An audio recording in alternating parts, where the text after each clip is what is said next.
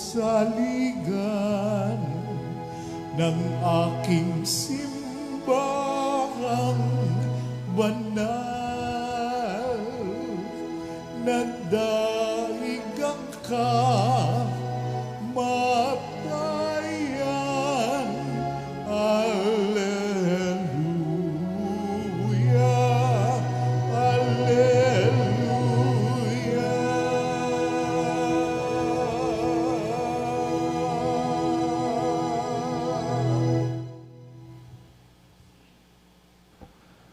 Sumainyo ang Panginoon. At sumaiyo rin. Ang mabuting balita ng Panginoon ayon kay San Mateo. Papuri sa iyo, Panginoon. Noong panahong iyon, nang dumating si Jesus sa lupain ng Cesarea ng Filipos, tinanong niya ang kanyang mga alagad, "Sino raw ang anak ng tao ayon sa mga tao?" At sumagot sila, "Ang sabi po ng ilan ay si Juan Bautista kayo. Sabi naman ng iba, si Elias kayo. At may nagsasabi pang si Jeremias kayo o isa sa mga propeta. Kayo naman, ano ang sabi ninyo? Sino ako?" Tanong niya sa kanila. Sumagot si Simon Pedro, "Kayo po ang Kristo, ang anak ng Diyos na buhay." Sinabi sa kanya ni Jesus, "Mapalad ka, Simon na anak ni Jonas, sapagkat ang katotohanan ito'y hindi inihayag sa iyo ng sino mang tao, kundi ng aking amang nasa langit. At sinasabi ko naman sa iyo, ikaw ay Pedro, at sa ibabaw ng batong ito ay itatayo ko ang aking simbahan, at hindi makapananaig sa kanya kahit ang kapangyarihan ng kamatayan. Ibibigay ko sa iyo ang mga susi ng kaharian ng langit. Ang ipagbawal mo sa lupa ay ipagbabawal sa langit. At ang ipahintulot mo sa lupa ay ipahihintulot sa langit." At mahigpit niyang tinagubilinan ang kanyang mga alagad na huwag sasabihin na siya ang Kristo. Mula noon ay ipinaalam na ni Jesus sa kanyang mga alagad na dapat siyang magtungo sa Jerusalem at magbata ng maraming hirap sa kamay ng matatanda ng bayan, ng mga punong saserdote at ng mga iskriba, at kanilang ipapapatay siya. Ngunit sa ikatlong araw, siya'y muling mabubuhay. Niyaya siya ni Pedro sa isang tabi at pinagsabihan ng ganito, "Panginoon, huwag nawang itulot ng Diyos. Hindi po dapat mangyari ito sa inyo." Ngunit tinarap siya ni Jesus at sinabihan, "Lumayo ka, Satanas. Hadlang ka sa aking landas.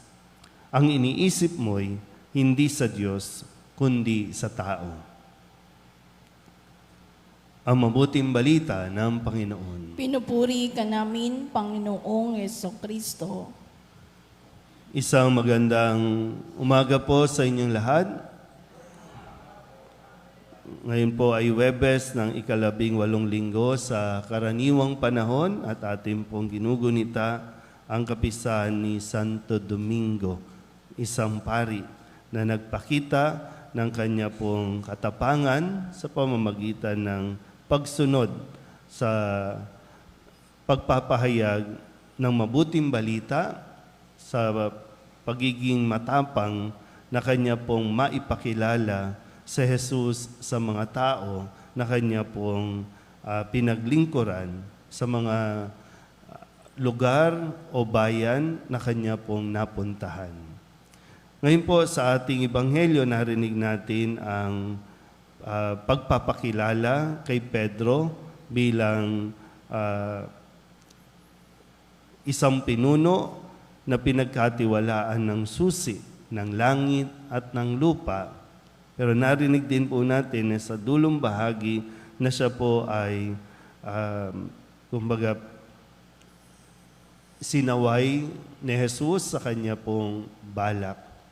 Maganda po na mapagnilayan natin yung punto na kapag pumapasok tayo sa isang relasyon, mahalaga po yung nakikilala natin ang isa't isa.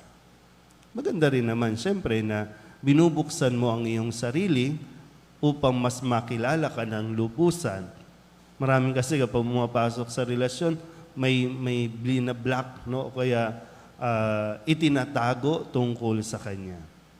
At kapag nakikilala mo naman ang isang tao, ito ay nagtataglay ng isang kapangyarihan. No, yung makilala mo ang isang tao ay isa ding itong pagkilala din sa inyong malalim na ugnayan. Pero ang problema, kapag pumapasok tayo sa relasyon, bakit parang nahihinto natin o napipigilan natin ang isang tao na mas ma-develop pa o mas marating pa niya kung ano ang kanyang dapat na marating, yung potentials. Hindi ko alam, ilan ba sa inyo, sa mga pumasok sa pag-aasawa yung naiwan na lang doon? Ito yung mga, sa kababaihan, marami po yung may ganyan na nasusuppress yung kanilang nararamdaman kasi parang pag nag-asawa na, ito na lang ako.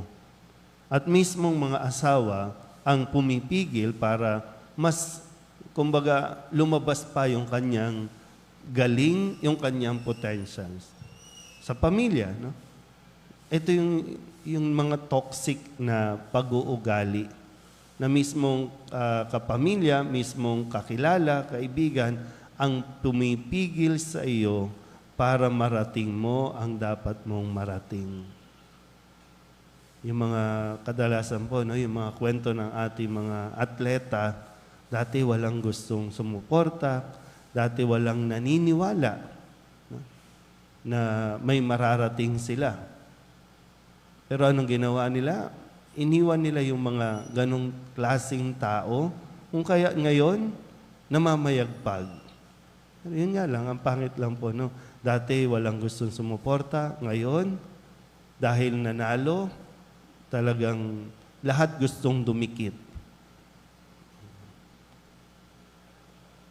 Kaya sana po, no, sa aral na ibinibigay sa atin ni Jesus sa ating ebanghelyo ngayong araw na ito, mas tulungan natin ang tao na mas ma-develop pa. Kasi ito rin ang ginawa ni Jesus sa kanyang mga alagad, di ba? Yung akala nila na hanggang dito lang, pangingisda lang kami. Kasi ganun din ang tingin ng mga tao sa kanila, mangingisda lang kayo. Hindi kayo nakapag-aral, hanggang dyan lang kayo. Pero tinulungan sila ni Jesus na mas mailabas pa.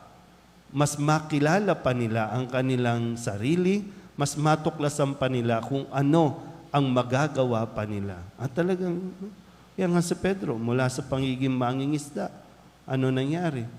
Nasa kanya ang susi. Nasa kanya ang kapangyarihang magbawal at magpahintulot. Pero hindi niya pinigilan ito. Kaya ito rin, no? Huwag nating pigilan ang bawat isa na, kumbaga, maibuka pa yung kanilang mga pakpak. Huwag nating pigilan na makalipad pa. Suportahan, tulungan, imbis na pigilan natin. Paniwalaan, imbis na pagdudahan. Para nang sa ganun, ay talagang marating natin ng sabay-sabay ang tagumpay. Amen?